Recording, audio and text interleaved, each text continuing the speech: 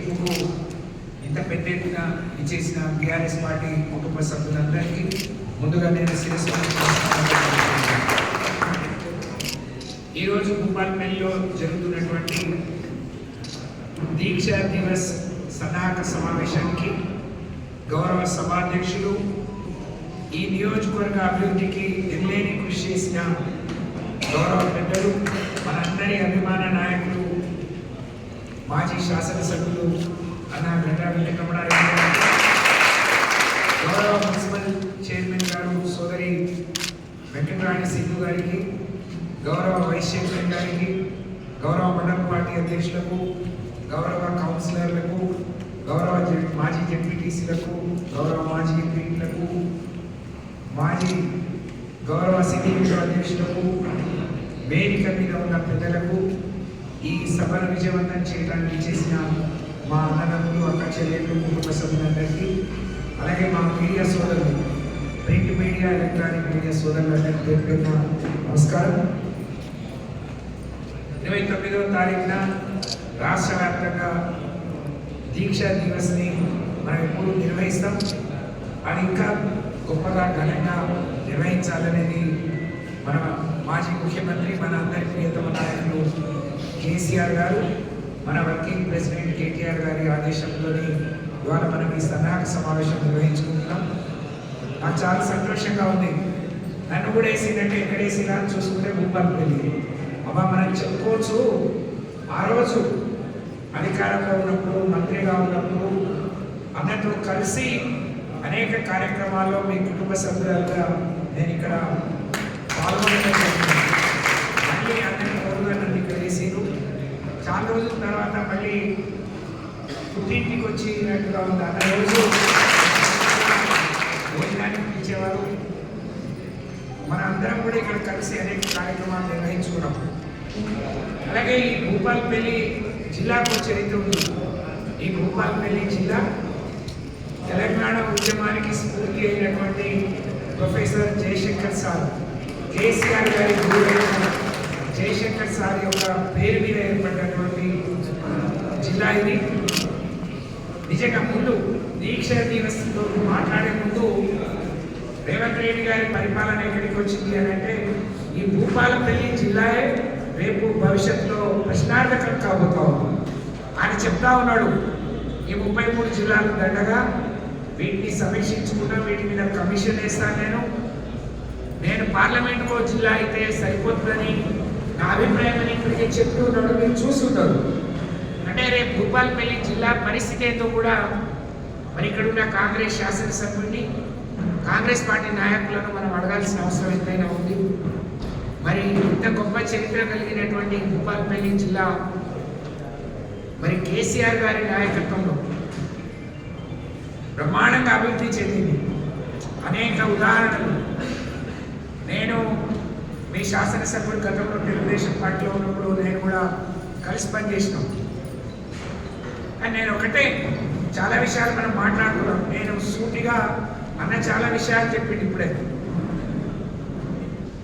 భూపాలపల్లికి రమణారెడ్డి గారి నాయకత్వంలో, కేసీఆర్ నాయకత్వంలో జరిగిన అభివృద్ధి మీ జీవిత కాలంలో చేయగలుగుతారా అని నేను అడుగుతా ఉన్నాను. మీ జీవితకాలం సరిపోతుందా? 1 సంవత్సరం అయింది, 10 పైసలు తీసుకొచ్చి ఒక కొబ్బరికాయని నియోజకవర్గంలో ఎక్కడైనా కొట్టిందా? ఏదైనా మీ వల్ల మేలు జరిగిందా? ఆ రోజు కేసీఆర్ గారు అడిగిందా అని అడగని కూడా అనేక అమలు చేసి మరి బ్రహ్మాండంగా అందరి ఆశీర్వాదం తీసుకున్నాడు. మరి ఆరుమూల భూపాల్పల్లి ఒకప్పుడు కుగ్రామం, దీన్ని ఇంత గొప్పగా జిల్లా చేసుకొని ఇవాళ ఎటు చూసిన పక్కనే కలెక్టరేట్ చూస్తే మన హయాంలో అయింది, ఇటు ఎస్పీ ఆఫీస్ మన అన్న హయాంలో అయింది, అటు మెడికల్ కాలేజ్, స్వయంగా కలెక్టర్ భార్య ఇక్కడ ప్రసవించింది అని అంటే ఎంత గొప్ప హాస్పిటల్ని మనం అభివృద్ధి చేసాం. కోవిడ్ కష్టకాలంలో ఎంత కష్టపడ్డామని ఒకటి గుర్తొస్తా అంటే మనం ఏం తక్కువ చేసినాం. ఎన్నికల ఫలితాలు వచ్చినప్పుడైతే చాలాసేపు బాధ అనిపించిన తర్వాత అన్నట్టు మనం కూడా చూద్దాం. ఎందుకంటే ప్రజలు ఇంకెక్కువ చేస్తానని ఆశ పెడుతున్నాడు కదా, ఏం చేస్తారో చూద్దాం అనుకున్నాం. కానీ ఏం చేస్తాడు అనేది ప్రజల అనుభవంలో ఉంది. ఇవన్నీ జరగటానికి మనకు మూలం స్ఫూర్తి కేసీఆర్ గారు తెచ్చిన తెలంగాణ. 2001లో ఆ రోజు వారు తెలంగాణ ప్రాంతానికి ప్రజలకు జరుగుతున్న అన్యాయాన్ని అనేక వేదికల ద్వారా ప్రశ్నించిన ఫలితం లేనప్పుడు టిఆర్ఎస్ పార్టీ అనేది స్థాపించి అనేక స్థాయిలో ఉద్యమం చేసి అనేక రాజకీయ పార్టీతో కలిసి ప్రయాణం చేసిన ఫలితం లేదు అని తెలుసుకున్న రోజు కేసీఆర్ సచ్చులో తెలంగాణ వచ్చులో ఏదో ఒకటి తేలాలని ఆ రోజు వారు దీక్షకు పూనుకున్నారు. అదే నవంబర్ 29వ తారీఖున ఆ దీక్ష తీసుకొచ్చిన ఒత్తిడి, ప్రజల్లో వచ్చిన తిరుగుబాటు చూసి ఆ రోజున కేంద్రం మరి తల వచ్చి డిసెంబర్ 9న ప్రకటన ఇచ్చింది. కానీ తర్వాత జరిగిన అన్నీ కూడా మరి అదొక చరిత్ర. అయితే ఈ దీక్షా దివస్ లేకుంటే తెలంగాణ ఉద్యమ నేపథ్యం, తెలంగాణ వస్తే జరిగిన లాభం మనం ఈ రోజున ప్రజలకు మరొకసారి గుర్తు చేసుకోవాలనేదే దీక్షా దివస్ రోజున ప్రతి గ్రామం నుంచి ముఖ్యమైన బీఆర్ఎస్ పార్టీ కార్యకర్తలు శ్రేణులను ఇక్కడికి రప్పించడం, కార్యక్రమం వివరాలు అన్న చెప్పింది. ముందుగా తెలంగాణ తల్లి విగ్రహానికి మరి పూలమాల వేయడం, అమరవీరుల స్తూపాన్ని స్మరించుకోవడం, జయశంకర్ సార్ విగ్రహానికి మాల వేసిన తర్వాత మనం ర్యాలీగా ఇక్కడికి వచ్చి మనం కార్యక్రమం నిర్వహిస్తాం. అందులో కూడా బ్రహ్మాండమైన ఫోటో గ్యాలరీని ఏర్పాటు చేస్తాం. తెలంగాణ ఉద్యమానికి సంబంధించిన ఒక సీడీని ఇక్కడ ప్లే చేయడం జరుగుతుంది. ముందు ఈరోజు తెలంగాణ సాధించిన తెలంగాణ కర్త కర్మ క్రియ అయిన కేసీఆర్ గారి మరి చిత్రపటానికి పాలాభిషేకం చేయడం, అక్కడి నుంచి ఆ చరిత్ర మరి అందరూ కూడా నీమ్స్లో ఏదైతే కేసీఆర్ గారి ఫోటో ఉందో దాన్ని మాత్రమే వాడుకోవాలని చెప్పారు. అది కూడా గుర్తించాలని నేను కోరుతా ఉన్నాను.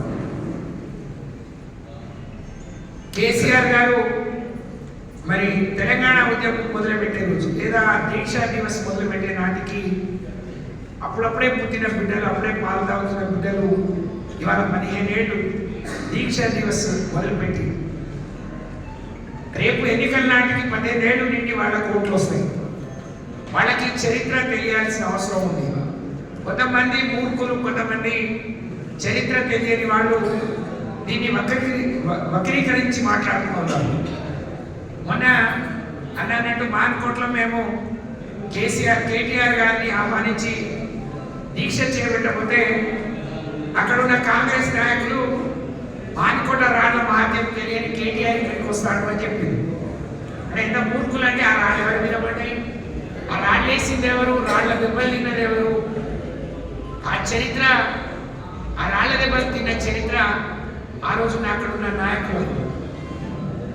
అంటే అట్లాంటి ఎమ్మెల్యేలు కూడా ఆ స్థాయిలో మూర్ఖంగా మాట్లాడితే తెలియని అమాయకులకు, తెలియని చిన్నవాళ్లకు, కొత్తగా వచ్చే ఓటర్లకు తెలంగాణ చరిత్ర తెలియాల్సిన అవసరం ఎంతైనా ఉంది అని చెప్పి నేను ఈ సందర్భంగా తెలియజేస్తా ఉన్నాను. ఇంత పెద్ద ఉద్యమం జరిగి ఎవరిని నొప్పించకుండా అందరినీ ఒప్పించి అందరినీ సకల జనులను మరి ఒకతాటి మీదకి తీసుకొచ్చి తెలంగాణ సాధించిన చరిత్ర కేసీఆర్ అయితే తెలంగాణ సాధించిన కేసీఆర్ గారిని తెలంగాణ సాధించడంతోనే టీపీసీసీ ప్రెసిడెంట్గా మరి ఇవాళ తెలంగాణ ముఖ్యమంత్రిగా అవకాశం వచ్చిన రేవంత్ రెడ్డి గారు ఎన్నికల ముందు ఏం మాట్లాడారు, ప్రజలందరికీ అమాయకులను చేసి చాలా మంది సోదరులు గ్రామీణ ప్రాంతాల్లో కాంగ్రెస్ పార్టీ కార్యకర్తలే చెప్తున్నారు, మేము ఫెయిల్ అయినాం, మేము చెప్పింది చేయలేకపోతున్నాం మళ్ళీ ఈ రోజు గారు. ఎందుకు అంటున్నారు అంటే ఏం చెప్పినండి, 400 తెలుసో తెలియకో 420 హామీలు ఇచ్చింది. అంటే ఆయన బుద్ధి అటువంటి, దాని చరిత్ర అటువంటిది. ముఖ్యమంత్రిని మనం ఏం అనకూడదు, గౌరవించాలనుకుంటాం. కానీ ఆయన ఎంత గౌరవంగా గొప్పగా మాట్లాడతాడో సోదరి రచిత ఇప్పుడే మాట్లాడింది. తెలంగాణ సాధకుడైన కేసీఆర్ని ఇష్టం వచ్చినట్టు మాట్లాడతాడు, బుల్డోజర్లు పెట్టి తొక్కిస్తా అంటాడు, మరి మెళ్ళలో పేగులేసుకొని తిరుగుతాను నేను అని అంటాడు. అందరినీ ఆయన జైలుకు పోతే ఆయన ఏదో పట్టపగలు దొంగతనం చేసి ఎమ్మెల్యేను కొనబోయి పట్టుబడి జైలుకు పోతే అందరినీ జైలుకు పంపిస్తానంటాడు.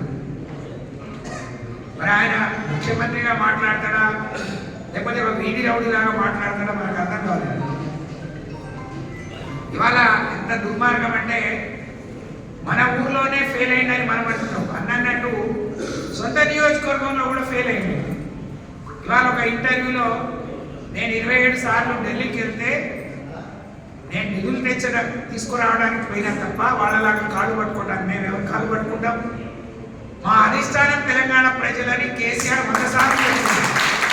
నీ అధిష్టానం కాళ్ళు పట్టుకోవడానికి నువ్వు పోయి ఉంటావు, నీ పదవిని దక్కించుకోవడానికి నువ్వు పోయి ఉంటావు, నీ పదవిని కాపాడుకోవడానికి మరి ఢిల్లీకి కప్పం కట్టడానికి నువ్వు పోయి ఉంటావు తప్ప మరి కేసీఆర్ గారు నీకు అధిష్టానం ఢిల్లీ, మరి మా అధిష్టానం మాత్రం తెలంగాణ ప్రజానికమని కేసీఆర్ గారు అనేక సార్లు చెప్పారు. ఇప్పుడు రుజువైతుంది. ఢిల్లీకి 27 సార్లు పోయిన రేవంత్ రెడ్డికి కొడంగల్కి పోవడం మాత్రం చేత కావట్లేదు. కొడంగల్లో ఉండే గిరిజనుల భూములు, దళితుల భూములు పుంజుకుంటా అంటే కనీసం ఒప్పించి మెప్పించలేని చేతగాని గడ్డమ్మ ఇవాళ రేవంత్ రెడ్డి గారు. ఆ గిరిజనులు గడప దాటని వాళ్ళు, ఊరు దాటని వాళ్ళు, ఇంత అమాయకులు, వాళ్ళు ఏం చేయరు, నేనేం చేస్తే అది నడుస్తుంది అని వీరితే మరి వాళ్ళు ఇవాళ కేంద్రంలో ఉండే మానవ హక్కుల కమిషన్ కానీ ఎస్సీ ఎస్టీ మహిళా కమిషన్లు వాళ్ళ మాటలు విని వాళ్ళ మీద జరిగిన దాడి తీరు, వాళ్ళకు తాకిన దెబ్బలు, వాళ్ళకు పెడుతున్న ఇబ్బందులు చూసి వాళ్ళ ఆయన మాట మార్చింది. ఫార్మా విలేజ్ అన్నోడు ఇప్పుడు ఇండస్ట్రియల్ కారిడార్ అంటున్నాడు. ఎవరి కోసం? సొంత అన్న కోసం, సొంత అల్లుడి కోసం. ఆ మహిళలు కూడా ఏమన్నారు? తిరుపతి రెడ్డి మా తండలకు వస్తే 100 మంది పోలీసులు వస్తారు, కలెక్టర్ వస్తే పోలీసులు లేరు, మేము ఆయన కలెక్టర్ ఎట్లా అనుకుంటాం? కలెక్టర్ పెద్ద, తిరుపతి రెడ్డి పెద్ద అని అడిగారు. అంటే వాళ్ళకున్న అనుమానం, వాళ్ళకున్న జ్ఞానం, వాళ్ళకున్న పరిజ్ఞానం మీకు లేకపోవడం ఎంత దురదృష్టకరం. అమాయకులు అడిగే ప్రశ్నలకు ఆయన దగ్గర సమాధానం లేదు. కాబట్టి మరి దానికి మూల్యం మేము కేటీఆర్ గారిని మహబాద్ పిలిస్తే కాంగ్రెస్ వాళ్ళతో ఇష్టం వచ్చినట్టు మాట్లాడించి అనుమతులు బంద్ చేయించి హైకోర్టు తీర్పిచ్చి 1000 మందితో పెట్టుకుందామని చేస్తే నిన్న అన్న వెంకటరమణారెడ్డి గారు కూడా వచ్చింది. 20-25 వేల మంది జనం స్వచ్ఛందంగా వచ్చి మళ్ళీ కేసీఆర్ కావాలి, ఎక్కడ ఎవరికి అన్యాయం జరిగినా మీరు పోరాడండి, మేము మీ వెంట ఉంటాము అని చెప్పి ఆయనకు మద్దతు ఇస్తుంటే నిజంగా ఒళ్ళు పులికించిపోయింది అని చెప్పి నేను ఈ సందర్భంగా తెలియజేస్తా ఉన్నాను. కేసీఆర్ గారు ఆ రోజు మా ఆడబిడ్డలు అడగకుండానే రోడ్డెక్కి బిందెత్తుకొని రోడ్డు ఎక్కుతుందని మిషన్ భగీరథ తీసుకొచ్చిండు. నేను వెంకటరమణారెడ్డి అన్న ఒక మండలానికి పోయి కళ్యాణ లక్ష్మి చెక్కులు పంపిస్తే ఒక గిరిజన మహిళ కాళ్ళకు చెప్పులు వేసుకోకుండా చెక్ కోసం వచ్చింది. ఆమె 2 చెక్కులు వచ్చినాయి. 6 నెలల లోపు 2 పిల్లలు, ఆడపిల్లలకు పెళ్లిళ్ళు చేసింది.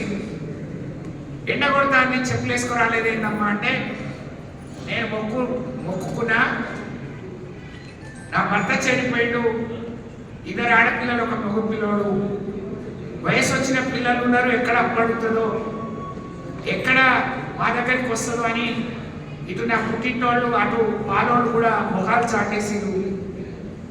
నేను కేసీఆర్ కళ్యాణ లక్ష్మి వస్తుందని చెప్తే నాకు అప్పు పుట్టింది, నేను పెళ్లి చేసినాయి, వాళ్ళు 2 లక్షలు వచ్చినాయి. అప్పు తీరంగా కూడా నా కొడుకు చెల్లించుకునే ఖర్చు నాకు మిగులుతుంది, అందుకని కేసీఆర్ మళ్ళీ ముఖ్యమంత్రి కావాలని కోరుకున్నా అని చెప్పింది. ఆడబిడ్డకు ఒక ఎవరికి బరువు కాకూడదు అని 1,16,000 ఇచ్చిన ఘనత కేసీఆర్. ఇలాంటి ఆలోచన ఎవరికైనా వచ్చిందా? ఏమన్నాడు? కళ్యాణ లక్ష్మితో పాటు నేను తులం బంగారం ఇస్తా అన్నాడు. ఏ ఒక్కరికైనా నువ్వు తులం బంగారం ఇచ్చినావా రేవంత్ రెడ్డి గారు? సంబరాలు చేస్తారట. ఎందుకు సంబరాలు? ఏమి ఇచ్చిందని, ఏం వెలగబెట్టిందని సంబరాలు? 2,000 పెన్షన్ 4,000 ఇస్తాను. కోడలు అక్కకిస్తే సరిపోయిందా, నీ కోడలికి రావద్దా అని అన్నాడు. కోడలు ఆశపడ్డాడు. నువ్వు ఇచ్చిన గ్యారెంటీలో నువ్వు చేసింది ఒక బస్సు, అది కూడా కేసీఆర్ కాపాడిన ఆర్టీసీ మీద మహిళలకు ఉచిత ప్రయాణం అని చెప్పినావు. దాదాపు 6 నుంచి 7,000 బస్సులు తగ్గించింది. ఆడవాళ్ళు సీట్ల కోసం కొట్టుకునే పరిస్థితి ఇవాళ రేవంత్ రెడ్డి తీసుకొచ్చింది. ఇటు ఆటో కార్మికులు, ఆటో డ్రైవర్లు చనిపోయే పరిస్థితి వాళ్ళకి ఇస్తాన బుద్ధి ఇవ్వలేదు. మనం టెన్షన్గా అన్నట్టు కోవిడ్ అప్పుడు ఎమ్మెల్యేగా వారికి జీతం రాలేదు, మంత్రిగా నాకు జీతం రాలేదు, ఉద్యోగస్తుల జీతం ఇవ్వలేదు, కానీ రైతులకు రైతు బంధు మాత్రం కేసీఆర్ ఆపలేదు. అంత గొప్పగా రైతులను ఆదుకున్నాడు. ఇస్తున్న 10,000 కాదు, నేను భరోసా ఇస్తా ఇంకో 5,000 అన్నాడు. దీనికే దిక్కు లేదు, దీనికే గతి లేదు. రుణమాఫీ అన్నాడు. మనం ₹1,00,000 లోపు 4 విడతలుగా చేస్తే 36 లక్షల మందికి లబ్ధి అయింది. ఈయన ఎందుకో 2 లక్షలన్నా 22,000 దాటట్లేదు. ఎన్ని కొరీలు పెట్టినావు? ఓట్ల కోసమే అందరికి అన్ని ఇస్తా, ఓట్లు అయిపోతే కొందరికి కొన్నే ఇస్తా. ఇది ఆయన బుద్ధి. మాట్లాడితే ఏమంటాడు?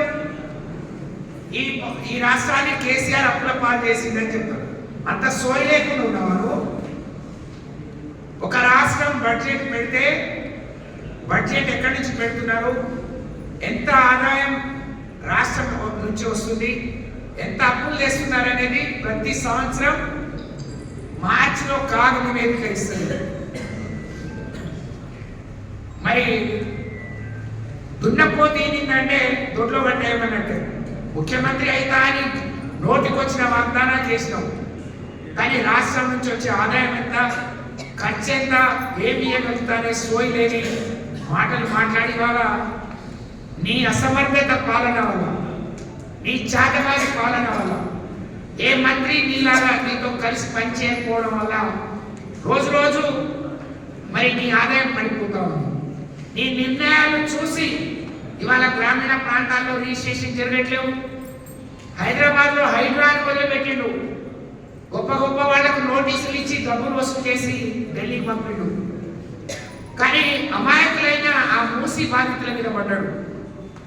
2,2500 ఇవ్వడానికి పైసలు లేవంటాడు, రైతు బంధు ఇవ్వడానికి పైసలు లేవంటాడు.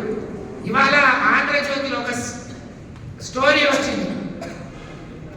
అన్ని పండుగలకి ఇస్తామన్నా డబల్ బెడ్రూమ్ ఇండ్లు 5 లక్షలు ఇస్తా అన్నాడు. ఈ రోజు వరకు మొదలు పెట్టలేదు. ఎప్పుడు మొదలు పెడతారని ఆంధ్రజ్యోతిలో ఒక ఆర్టికల్ వచ్చింది. ఇవన్నీ ఇవ్వడానికి డబ్బులు లేవంట, కానీ మూసీని బాగు చేయడానికి మాత్రం 1,50,000 కోట్లు పెట్టారట. అంటే మూసీని ఆయన ఏటీఎంగా చేసుకొని కాంగ్రెస్కు కప్పం కట్టి ఆయన బాగుపడి మరి ఆయన పదవిని కాపాడుకోవడానికి తప్ప మూసీ దగ్గర ఉన్న ప్రజలు వాళ్ళ కాయ కష్టంతో వాళ్ళు కూలీ నాని డబ్బులతో ఎక్కడెక్కడో పిల్లల్ని వదిలేసి చిన్న చిన్న ఇల్లు కట్టుకున్న వాళ్ళ మీద ఆయన ప్రతాపం. పిచ్చుకల మీద మరి రేవంత్ రెడ్డి బ్రహ్మాస్త్రం. మరి ఇది ఎంత అన్యాయమో, ఎంత దుర్మార్గమో మరి ఆలోచించాలి. అందుకనే గ్రామీణ ప్రాంతాల్లో ప్రజలందరూ తిరుగుబాటు చేస్తున్నారు. మన మంచి కోరి, మన మేలు కోరి పని చేసిన కేసీఆర్ గారిని ఓడగొట్టుకున్నాం. కేసీఆర్ మళ్ళీ వస్తే తప్ప మనకు రక్షణ ఉండదు. ఒక తండ్రి లాగా, ఒక కుటుంబ పెద్దలాగా ఆలోచించే గొప్ప మనసున్న నాయకుడు కేసీఆర్. అందుకనే ప్రతి ఒక్కరికి మేలు జరగాలని, ప్రతి ఒక్కరికి పరిపాలన అందుబాటులో ఉండాలి. అధికారులు అందుబాటులో ఉంటే కొంత పారదర్శకంగా పరిపాలన ఉండదని. భూపాలపల్లి ఒక జిల్లా, ములుగు ఒక జిల్లా. ఆ రోజు మనం ఏం చేసిన విమర్శించే రేవంత్ రెడ్డి, మనం అప్పుడు సమగ్ర కుటుంబ సర్వే చేసినాం. ఒకే రోజు ఊర్లో బొడ్రాయిలు పెడితే, ముత్యాలమ్మను పెడితే, పండగ చేస్తే ఎట్లా వచ్చిందో అట్లా వచ్చి మరి ఆ రోజు ఎన్ని రోజులు చేయించుకున్నారు. ఇప్పుడు ఆయన బీసీ కులగణన మొదలుపెట్టింది. మనం ఆ రోజు 16-17 ప్రశ్నలు వేస్తే ఈ తలకమాలిన వాళ్ళు తయారు చేసిన ప్రశ్నలు ఇవన్నీ ఎందుకు అని ప్రశ్నించిన రేవంత్ రెడ్డి 75 ప్రశ్నలతో వేస్తే అధికారులు అంటున్నారు మాకెవరు సహకరించట్లేదని. నీ తాత ఏం చేసేవాడు, నీ తాత పెళ్ళైన మీ తాత వయసు ఎంత, అప్పుడు ఆయన ఆదాయం ఎంత, అవన్నీ ఎందుకండి? నువ్వు ఏ రాజకీయ పార్టీ, నీకెందుకు అవసరం? నీకే దిక్కు లేదు. నువ్వు టీఆర్ఎస్లో పుట్టినావు, బీజేపీలో పోయినావు, తెలుగుదేశంలో పోయినావు, కాంగ్రెస్లో పోయినావు, రేపు ఎక్కడ ఉంటావో నీకే ఇది లేదు. ఓటర్కి ఎవరు మంచి చేస్తే, ఎవరు బాగు చేస్తే వాళ్ళకి ఓట్లు వేస్తారు. వాళ్ళకి రాజకీయ పార్టీ ఏంటి అండి? ప్రజలకు రాజకీయ పార్టీకి ఏం సంబంధం? అంటే ఇన్ని దిక్కుమాలిన ప్రశ్నలు. కాబట్టి ప్రజలు గమనిస్తా ఉన్నారు. ఈ చరిత్ర అంతా ప్రజలకు తెలియాల్సిన అవసరం ఉంది. ఏ లక్ష్యం కోసం కేసీఆర్ ఆ రోజు దీక్ష చేపట్టిండు, ఏ విధంగా తెలంగాణ తెచ్చిండు, తెచ్చిన తెలంగాణలో ప్రజలకు ఏ విధంగా మేలు జరిగిందనేది మన అనుభవంలో ఉంది. ఇవాళ ఎవరన్నా పెంచాల్సిందే తప్ప తగ్గియడానికి లేదు. ఆ రోజు కాంగ్రెస్ ప్రభుత్వంలో 200 ఉన్న పెన్షన్ని ఎవరు అడగకుండానే 2000 చేసింది. దివ్యాంగులకి 5000 చేసింది ఆయన. ఒక కళ్యాణ లక్ష్మి తీసుకొచ్చిన, ఒక ఆరోగ్య లక్ష్మి తీసుకొచ్చి కడుపు నిండా అన్నం పెట్టిన, లేకపోతే ప్రజలకు అందుబాటులో వైద్యాన్ని తీసుకొచ్చిన, అనేక గురుకుల పాఠశాలలు తీసుకొస్తే ఇవాళ గురుకుల పాఠశాలలు అధ్వానంగా మారింది. ఇవాళ ప్రజల మాన ప్రాణాలకు రక్షణ లేకుండా పోయింది. హోంశాఖ మంత్రి లేడు, ఎవరిని నమ్మి ఆయన ఇయ్యట్లేడు. ఇంత పెద్ద విద్యాశాఖకు మంత్రి లేడు, ఆయన ఎవరిని నమ్మి ఇయ్యట్లేడు. ఒక గిరిజన శాఖకు మంత్రి లేడు, ఆయన ఎవరిని నమ్మి ఇయ్యట్లేడు. సాంఘిక సంక్షేమ శాఖకు మంత్రి లేడు.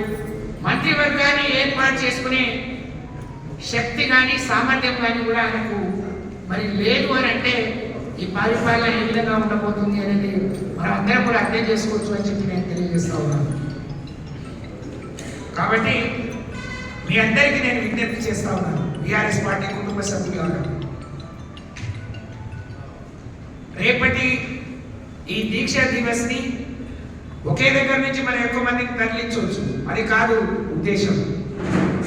మన ఉద్దేశం ప్రతి ఊరు నుంచి ముఖ్యమైన టీఆర్ఎస్ పార్టీ కార్యకర్తలందరూ రావాలి. ఈ దీక్ష దివస్ ఒక స్ఫూర్తి కావాలి. అన్నట్టు నేను సంవత్సరం వరకు బయటకు వెళ్ళొద్దు అంటే విమర్శలు చేయదు, రాజకీయ కార్యక్రమాల్లో పాల్గొనవద్దు అని చెప్పి అనుకున్నారు. కేసీఆర్ గారు కూడా వాళ్ళకు సమయాన్ని ఇద్దాం, ఇప్పుడిప్పుడే అధికారంలోకి వచ్చింది కదా, ప్రజా తీర్పును మనం గౌరవిద్దాం, పరిపాలన చేయని అని మనం గమనిద్దాం, చూద్దాం, ఏదైనా ఎవరికైనా ఇబ్బంది ఉంటే మీరందరూ ఉన్నారు అని చెప్పి మాకు చెప్తే అంటే అంటాడు కేసీఆర్ బయటికి రా. కేసీఆర్ బయటకు వచ్చిన తర్వాత కేటీఆర్ హరీష్ రావు లాంటి వాళ్ళు తిరుగుతేనే నీకు నిద్ర పట్టట్లేదు, నువ్వు ఓర్వలేకపోతున్నావు, నీకు అనుమతులు కావాలి, అన్ని అనుమతులు పోలీసులను పావులుగా వాడుకొని ఈరోజు ప్రజల్ని ఇబ్బంది పెట్టి పనిచేస్తున్నావు. కేసీఆర్ వచ్చిన తర్వాత మరి కట్టుకోగలుగుతావా రేవంత్ రెడ్డి గారు అని నేను ఈ సందర్భంగా అడుగుతా ఉన్నాను. ఎందుకు అనవసరంగా నీకు అక్కర్లేని విషయం, నీ పరిపాలన ఏదో చక్కగా చేయి. ఇవాళ స్కిల్స్ యూనివర్సిటీ పెడతా అన్నాడు, పెట్టినోడు ఎవరు లేనట్టు అదాని నుంచి 100 కోట్లు ఆయన సిఎస్ఆర్ కింద ఇచ్చినట్టు, వాళ్ళ నాయకుడు రాహుల్ గాంధీ ఏమో అక్కడ అదాని అంటే అంబానీ అంటే మోడీ అని చెప్పి ఆయన స్టేట్మెంట్లు ఇచ్చి ఇదే ఆదాని మీద ఇతర దేశాల్లో కేసులై అరెస్ట్ అయ్యే పరిస్థితి వస్తే మరి రేవంత్ రెడ్డి పరిస్థితి ఏంది? మరి నీ ముఖ్యమంత్రి కూడా ఆయనతో అంటగాగి ఆయనకు రెడ్ కార్పెట్ వచ్చింది కదా అని అంటే నిన్న ప్రెస్ మీట్ పెట్టి ఆ 100 కోట్లు వాపస్ ఇస్తున్నామని చెప్పింది. అంటే ఎంత ఒక యూనివర్సిటీ ఇస్తే అదాని ఇచ్చిన 100 కోట్లు తప్ప ఈయనకి ఇవ్వడానికి రూపాయలు లేనట్టు ఇప్పటివరకు ఒక రూపాయి ఇవ్వలేదు. ఇవాళ బిల్లులు సర్పంచులు గొడవ చేస్తున్నారు, చిన్న చిన్న కాంట్రాక్టులు బాధపడుతున్నారు. బిల్లులు ఇస్తే వాళ్ళకు పర్సెంటేజ్ దానికి ఒక లెక్క ఉంది. అంటే ఈ దుస్థితి మనం ఎక్కడ కూడా చూసి ఉంటాం. మనకు కొత్త పాఠాలు, మనమేమో అందరి మనోళ్ళే, అందరినీ కలుపుకోవాలి, అందరికి న్యాయం చేయాలి. కార్యకర్తలకు కూడా ఊళ్ళో ఏం జరుగుతుందో బీఆర్ఎస్ పార్టీ కార్యకర్తలకు తెలియకుండానే నేరుగా పేదవాళ్లకు లబ్ధి చేయాలనేది మనం ఆలోచన చేస్తే ఇందిరమ్మ కమిటీలు అంటారు. వాళ్ళొకసారి వాళ్ళు దోచుకోవడానికి ఒక చక్కటి ప్రణాళిక చేసుకొని ముందుకు వస్తున్నారు. ఇండ్లు అన్నారు ఇంకా మొదలు పెట్టలేదు. ఏ ఒక్కటి కూడా మరి దానికి ఏదో సంబరాలని చేయబోతున్నారు. సంబరాలు చేయాలా, విజయోత్సవాలు చేయాలా, లేకపోతే ఏం చేయాలనేది తప్పకుండా మీకు ఇవే ఆఖరి విజయోత్సవాలు. తప్పకుండా ప్రజలకి మీకు బుద్ధి చెప్పే రోజు వస్తుంది. ప్రజలు ఇప్పటికే బాధపడతా ఉన్నారు. కేసీఆర్ గారిని ఓడగొట్టుకున్నాం, పొరపాటు జరిగింది. కేసీఆర్ తిరిగి మళ్ళీ రావాలి. కేసీఆర్ ఉంటేనే తెలంగాణకు శ్రీరామ రక్ష, ఒక రక్షణ కవచంగా బీఆర్ఎస్ పార్టీ పనిచేస్తుంది అని మరి అందరూ భావిస్తున్నారు. ఈ తరుణంలో భూపాలపల్లి నియోజకవర్గంలోని మీరందరూ నిజంగా అన్న చేసిన పని, మరి ఆయన తిరుగుడు, ఆయన అందరినీ ఆదుకున్న తీరు చూస్తే అసలు నేను ఊహించలేదు ఇక్కడ ఓడిపోతామని. ఎందుకంటే నేనే ప్రత్యక్ష సాక్షి. వేల కోట్ల రూపాయలు మరి ఈ నియోజకవర్గ అభివృద్ధికి, ప్రాంతాల అభివృద్ధికి తీసుకొచ్చి పనిచేసిన నాయకుడు గండ్రా వెంకటరమణారెడ్డి గారు. ముందే అన్నట్టు ఈరోజు శాసనసభ్యులు ఏ ఊరికి పోయి ఒక కొబ్బరికాయ కొట్టింది లేదు, 10 రూపాయలు తీసుకొచ్చింది లేదు, ఏం తేలేరు కూడా. నేను మొన్న ఎక్కడో చూసిన భూపాలపల్లికి కూడా ఒక ఇంటిగ్రేటెడ్ హాస్టల్ వచ్చినట్టు చూసిన, కానీ 10 పైసలు శాంక్షన్ రాలేదు. దానికి ఉన్న పాఠశాలలోనే సరైన అన్నం పెట్టట్లేదు, గురుకులాల్లో హాస్పిటల్లో సరిగ్గా అన్నం పెట్టట్లేదు. వాటిని ముందు పరిశీలించండి. మీరు ఇచ్చిన హామీలు ముందు నెరవేర్చండి. ప్రజలకు ఏదైతే హామీ ఇచ్చిందో అప్పుడు మీరు గొప్ప తప్ప గాలికి విజయోత్సవాలు చేసుకుంటాం, సంబరాలు చేసుకుంటాం అని అంటే మరి ప్రజలు మిమ్మల్ని తప్పకుండా గుణపాఠం చెప్పే రోజు వస్తుంది.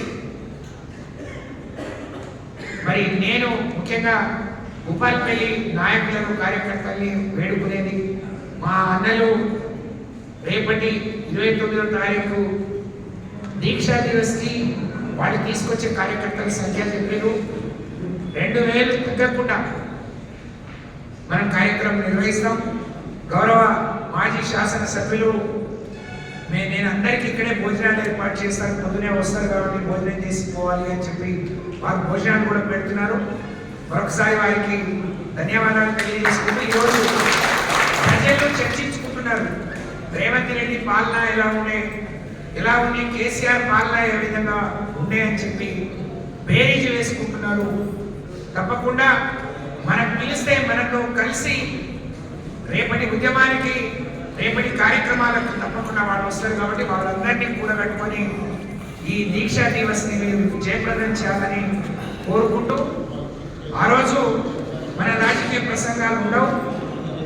దీక్షా దివస్ తెలంగాణ ఉద్యమ నేపథ్యం, తెలంగాణ ఉద్యమం సాధించిన విజయాలు, కేసీఆర్ సాధించిన విజయాలు, తద్వారా తెలంగాణ ప్రజలకు జరిగిన మేలు, తెలంగాణ ప్రజలకు వచ్చిన గౌరవం, గుర్తింపు. సోదరి మరి మున్సిపల్ చైర్మన్ గారు ఒక మాట అన్నారు, కేసీఆర్ ఉన్నప్పుడు ఈ రాష్ట్రం మొదటి 1-2 స్థానాల్లో ఉంటే ఇవాళ ఆఖరిన వచ్చిందని అడిగేవాడే లేడు. ఈరోజు ఇవాళ రేవంత్ రెడ్డి పాలన దానికి తార్కాణం. నిజంగా నిన్న మానుకొండ మీటింగ్ నాకు అనిపించింది, మేము కేసీఆర్ మీటింగ్ కేటీఆర్ మీటింగ్ ఎప్పుడు అనుమతులు రాలేదు. మేము హైకోర్టుకు పోయినప్పుడు ఇవ్వకపోవచ్చు, ఎందుకంటే పోలీసులు మేము వాళ్ళందరికీ భద్రత ఇవ్వలేమని చెప్తారేమో, కానీ హైకోర్టు డైరెక్షన్ ఇచ్చింది. వాళ్ళే 1000 మంది అంటే మీరెవరంటే వదలడానికి. ఇది ప్రజాస్వామ్యం. ప్రజాస్వామ్యంలో ప్రతిపక్షాలకు మరి ధర్నాలు దీక్షలు చేసే హక్కు ఉంది కాబట్టి ఇవ్వండి అని చెప్తారు. అది కాంగ్రెస్ పార్టీకి ఒక చెప్పబెట్టు. కానీ దీక్ష జరిగిన తర్వాత ప్రజల్లో వచ్చిన ఉత్సాహం, ప్రజల్లో ఉన్న ఆవేశాన్ని, కేటీఆర్ని చూడటానికి యువకులు వచ్చిన తీరు చూస్తే బహుబాద్ సభ నిజంగా రేపటి కాంగ్రెస్ పార్టీకి ప్రభుత్వానికి ఒక గుణపాఠం కాబోతుంది అని చెప్పి నేను ఈ సందర్భంగా తెలియజేస్తూ, ఈరోజు అధికారంలో ఈ జిల్లా 2 మంత్రులు ఉన్నారు. నేను జిల్లా మంత్రిగా అన్నయ్య 15 రోజులకు పిలిచినా 10 రోజులకు పిలిచినా మేము వారు ఎమ్మెల్యే అని నేను మంత్రి అని ఏ రోజు ఫీల్ అవ్వలేదు. ఏ రోజు ఆ దర్పాన్ని అవన్నీ ఇచ్చేయలేదు. మీలో ఒకళ్ళుగా, మీ కుటుంబ సభ్యులుగా మనం అందరం కలిసి అభివృద్ధి ధ్యేయంగా మనం పనిచేస్తాం. ఇవాళ ఉన్న మంత్రులు మనం చూస్తా ఉన్నాం, ఏం సాధించిందండి 2 మంత్రులు చెప్పొద్దు. నేను ఒక మహిళా మంత్రిగా ఉండి 2 మహిళలే ఒకళ్ళు ఏం మాట్లాడుతున్నారో చూస్తున్నారు. నిన్న మొన్న కూడా కొత్త వీడియో వచ్చింది ఒకటి. ఎంత అంటే మంత్రులకు ఉండాల్సిన లక్షణాలు అవి, మంత్రులు చేయాల్సిన పనుల. వీళ్ళను అంటే యథా ముఖ్యమంత్రి తదా మంత్రులుగా ఉన్నారు. వారు నోటికి వచ్చినట్టు మాట్లాడతారు, మీరు కూడా నోటికి వచ్చినట్టు మాట్లాడతారు. నిజంగా వీళ్ళకి మంత్రులుగా ఉండే అర్హత కూడా లేదు అని చెప్పి నేను ఈ సందర్భంగా తెలియజేస్తాను. ముఖ్యమంత్రిగా ఉండే అర్హత నువ్వు నీ అధిష్టానాన్ని మెప్పించుకోను. రేవంత్ రెడ్డి మాట్లాడితే ఏమంటాడు, నేను అందరినీ తొక్కుకుంటూ వచ్చినా అంటాడు. ఎవరిని తొక్కినా? కాంగ్రెస్ పార్టీ వాళ్ళని తొక్కిండు. పార్టీకి పనిచేసిన సీనియర్లను కాదని ఆయన తొక్కుంటూ వచ్చి వాళ్ళ ముఖ్యమంత్రి అయ్యాడు. వాళ్ళని తొక్కినట్టు బీఆర్ఎస్ వాళ్ళని తొక్కుతామనో ఏదో అని నువ్వు భ్రమపడితే అది నీ పగటి కలే రేవంత్ రెడ్డి. బీఆర్ఎస్ పార్టీ కార్యకర్త వైపు కళ్ళెత్తి చూసినా నువ్వు అన్నట్టే మేము అనాల్సి వస్తుంది. మీ గుట్లు పీకే రోజు తప్పకుండా వస్తుంది తెలియజేసుకుంటూ, దీక్షా దివస్ని జయప్రదం చేయండి. ఆ రోజు ఉద్యమకారులను గౌరవించుకుందాం, ఉద్యమకారులతో మాట్లాడిద్దాం. ఇక్కడ ఉద్యమం జరిగిన క్రమంలో జరిగిన పోరాటాన్ని గుర్తు చేసుకొని ముందుకు పోదాం. తిరిగి 4 ఏళ్ల పోరాటానికి 29వ తారీఖు దీక్షా దివస్ ఒక నాంది మరి పునాది కావాలని చెప్పి మిమ్మల్ని అందరినీ కూడా కోరుకుంటూ, మళ్ళీ నన్ను ఇక్కడ ఇన్ఛార్జిగా పంపించిన అధిష్టానానికి నేను ధన్యవాదాలు తెలియజేస్తూ, ఆహ్వానించి రేపే రామ్మా మరి ముందే అందరితో అనుకుంటే నాకు ఇంకా ఈజీ అవుతుంది, సులభమైపోతుంది, నేను పిలుచుకుంటాను అన్న పిలుపునీయంగానే పొద్దునే 9 గంటలకు ఈ చలికాలంలో కూడా పెద్ద ఎత్తున వచ్చిన మీ అందరికీ శిరస్సు వచ్చి ధన్యవాదాలు, కృతజ్ఞతలు తెలియజేస్తూ జై తెలంగాణ.